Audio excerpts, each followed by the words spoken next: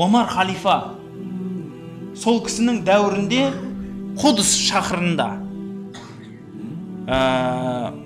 Палестин жері ғой қазіргі. Қудыс деген қаланы, ең үлкен орталық қаласы қоршауға түскеннен кейін, соның ішіндегі ғалымдары тұрып, мұсылмандарға былай дейді: жарайды, біз қаланың кілтін береміз, бірақ бір шартыменен Омар халифаның өзі келсін дейді.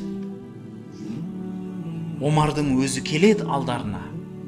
Сол дарбазадан кіріп келе жатқанда, сол қауымның дін басы, өте білікті адам қарап көреді. Екі адам кіріп тұр дарбазадан, бірақ қайсысы құл, қайсысы оның егесі екенін ажырата алмайды. Киімінен де, істеген ісінен де.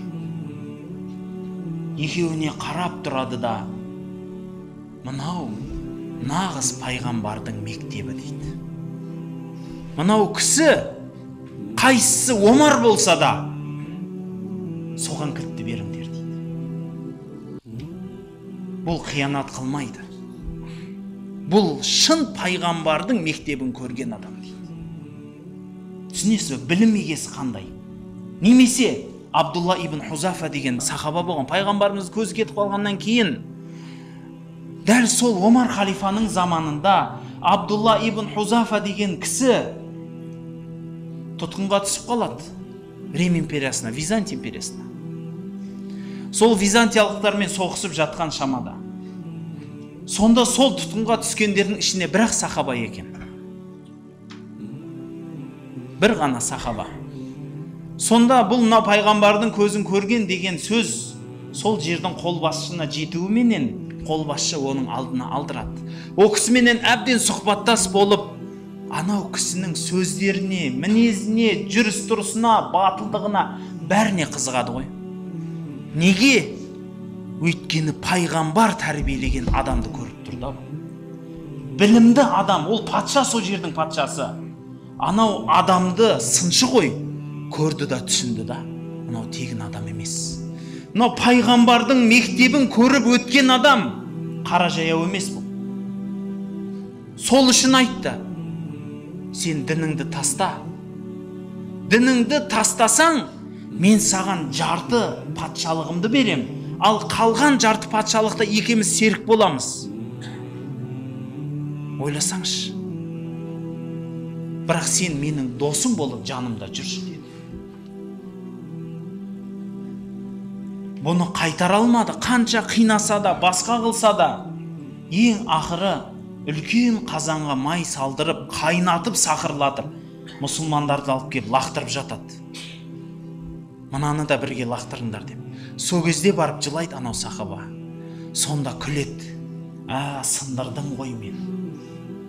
Сындырдым ғой мен мынаның жүрегін деп. Неге жыладың? Менен рахым сұрайын дедің ба?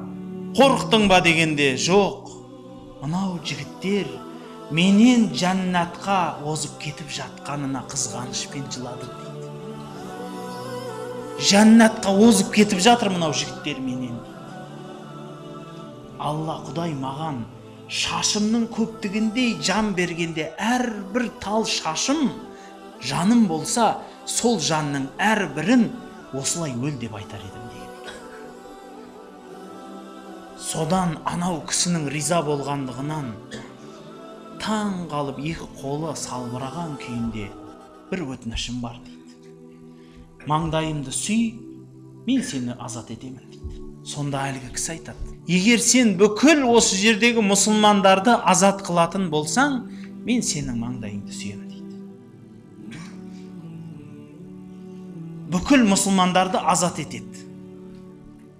Маңдайын сүйеді сахаба. Өйткені пайғамбардың көзін көріп, сонымен бірге жүрген адамның киелілігін, ұлылығын ол түсініп тұр. Дос бола алмады, еш болмағанда маңдайымды сүйіп кетсін деді. Маңдайын сүйіп, бүкіл мұсылманды ертіп кетеді. Бұны естіген Омар халифа айтады: халайық,